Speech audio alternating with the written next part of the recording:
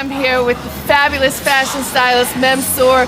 You've been out here for a long time, and you decided to work with LaQuan Smith for his show. Why? I think I've always loved supporting people who have a vision, and for me the idea of lending a hand, giving 2 cents of advice to someone who really needs it, I think it for me is a no-brainer. He's so talented, and having gone through everything I've gone through, traveled around the world and picked up as much information and knowledge as I have, it would be stupid not to share it with someone who needs it. And LaQuan is a young man. This is his 4th season showing during Fashion Week, and he really has evolved. What could you say about the clothes? You've been hands-on with them. Been hands-on. I think that what I've loved most about LaQuan's evolution has been that he really started with ideas, but a lot of his clothes were rooted in fantasy, and you had miraculous ideas and miraculous construction, but when it came down to hanging in a showroom or hanging on a rack, they weren't clothes that a real woman could wear.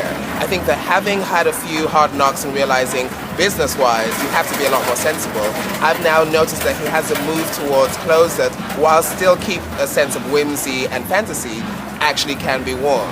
Everything on that runway, with the exception of 1 or 2 pieces that aren't lined at the moment and that happen to be see-through, with a lining they are miraculously transformed and are wearable, sellable pieces. So I think the knowledge has been the biggest change. I would agree with you. I remember his first show where Andre Leon Talley was in support of him. Yeah. Diane von Furstenberg came. Everybody was excited. We're excited. And we didn't quite know what to do with the clothes. Yes. We knew that he was a star in the making. Yes. So I think that for me, what I've done here, and I think I definitely want to make sure it's not oversold, I'm not necessarily the stylist. I just come in with a more sort of practical eye and a more sort of experienced eye. And if someone had done that with that second collection, it said, where are your skirts?